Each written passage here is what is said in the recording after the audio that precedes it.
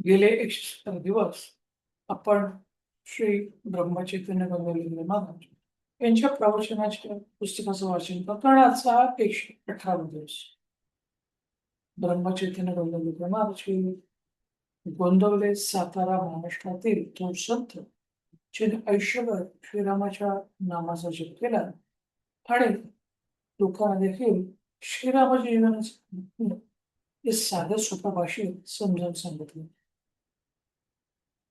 नाम कोणी घ्यावं, कधी घ्यावं, कुठे घ्यावं, कसं घ्यावं, काय घ्यावं, नामस्मरणाचे काय फायदे, संत कोण आहेत, संत कसं ओळखावं, खरे संत आणि जे फसवणारे ढोंगी लोक त्यांच्यामध्ये काय फरक आहे, आपण आपल्या जीवनाचा उद्धार प्रपंचित प्रपंचात असताना देखील कसा करून घ्यावा, आपल्या प्रपंचाबरोबर परमार्थात प्रगती कशी करावी, या सगळ्याच गोष्टी तिने या प्रवचन रूपी पुस्तकात साध्या सोप्या भाषेत आणि अत्यंत उत्तम चपलक उदाहरणासहित आपल्याला सांगितलेले आहे.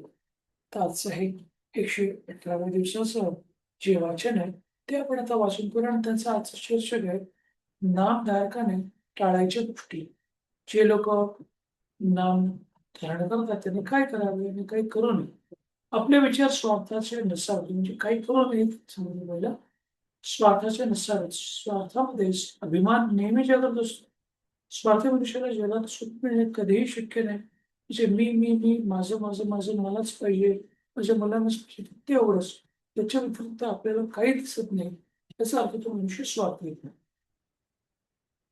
नीतीची बंधने पाळा, परश्री मातेसमान व्हा.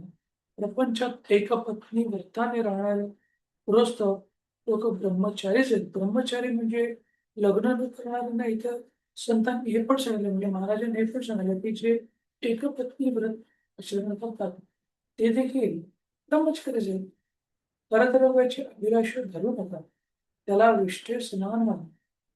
दुसऱ्याच्या पैशाचा त्या पैशाचा अभिलाष देणार आपला काही घात आहे याची नुसती कल्पनाच केलेली होती. परस्त्री परद्रव्य यांच्याप्रमाणे परनिंदा ही अत्यंत द्यायची. तर तिन्ही गोष्टी त्यांनी त्याज्य करायला सांगितलेल्या आहेत. परनिंदेने नकळत आपण आपलाच घात करीत असतो. परनिंदेमध्ये दुसऱ्यांच्या दिवसांचे चिंतन होत असल्याने ते दोष आपल्याकडे येतात. म्हणजे आपण जेव्हा एखाद्याबद्दल वाईट बोलत असतो तेव्हा त्याचे दोष असतात ते आपल्याकडे असतात. परनिंदेमध्ये हे जे दोष आपल्याकडे येत असतात त्या सगळ्या गोष्टी सांभाळून तुम्ही नाम घ्या. नामाचे प्रेम मला अगदी खात्रीने येईल. हे सर्व करीत असताना तुमचे आई-वडील, बायका-मुली यांच्या बाबतीत आपले असलेले कर्तव्य चुकू नका आणि कर्तव्यात आसक्ती राहू देत नाही. म्हणजे तुम्ही संसारात राहा, आई-वडिलांची, मुलाबाळांची, पत्नीची सगळ्यांची व्यवस्थित काळजी घ्या. पण ते काळजी घेत असताना त्याच्यात आसक्ती रूपाने अगदी घुसून जाऊ नका. त्या संसारामध्ये अगदी डुबून जाऊ नका. संसार करत असताना आपण परमार्थाच्या मार्गावरती देखील राहावं.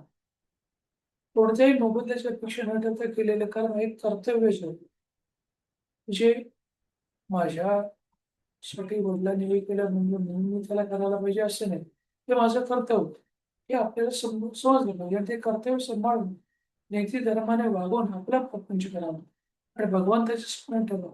मग तुमचा प्रपंच परमार्थ स्वरूप बनून परमार्थ रूप बनून भगवंताचं प्रेम तुम्हाला मिळेल, हा माझा भरवसा तुम्ही मिळवा. म्हणजे महाराजांनी त्याचं पूर्ण पाठ म्हणून आपल्याला छाजेपणे सांगितलेलं आहे, की जर तुम्ही अशाप्रमाणे जर वागलात, काही गोष्टी ज्या सोडायच्या त्या सोडायच्या, काही गोष्टी ज्या पण वागायच्या त्या वागल्यात, तर तुम्हाला आयुष्यामध्ये आनंद हा मिळणारच.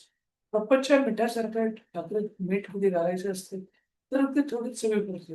परंतु आपण मिठाची भाकरी करतो आणि त्यात परमेश्वराच्या चिमूटभर पीठ टाकतो. त्याच्याने छान होतं ना देखील दिलेली. आपण भाकरी करत असताना जे ज्वारी, बाजरी कशाची जी भाकरी आपण करतो, त्याच्यामध्ये आपण चिमूटभरच मीठ टाकलेलं असतं. आपण संसारिक लोकं हे इथे पूर्ण मिठाचीच भाकरी बनवण्याचा प्रयत्न करतात.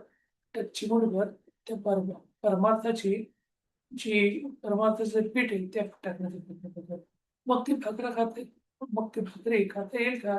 खरे समाधान मिळालं आपण जे मनुष्य खेळासारखा प्रपंच करतो, त्यामध्ये तो वर चढला की खाली पडला तरी सारखाच राहील. दुसऱ्याने डाव टाकल्यावर तो आपणही डाव टाकील. पण डाव हरला किंवा जिंकला तरी त्याची त्याला पर्वा राहणार नाही. म्हणजे आपण प्रपंच करत असताना सावधानतेने करावं. दुसऱ्यांचा हेवा करून दुसऱ्याचं वाईट चिंतन करून आपण प्रपंच करू नये. प्रपंचात अनेक वस्तू आहेत, पण भगवंताजवळ एकच वस्तू. प्रपंचात किती वस्तू आणल्या असल्या तरी त्या पुऱ्या पडत नाही. कारण वस्तूच्या आणण्यामध्ये दुसऱ्या वस्तूच्या आणण्याचे बीज आहे. जे एक आणले ते दुसरं आणावंच लागतं आणि मग तो आपण त्या चक्रामध्ये अडकतो. इकडे भगवंताचं तसं नाही. भगवंताची वस्तू म्हणजे भगवंताचं नाव आपण एकदा आणलं किंवा एखादी गोष्ट आपण केली की पुन्हा ती आणायला नको. समजा एका दुकानात पुष्कळ पुष्कळ माल भरलेला आहे, पण आपल्याला पाहिजे ती वस्तू तिथे नाही. म्हणजे आपल्या दृष्टीने तिथे काहीच नाही.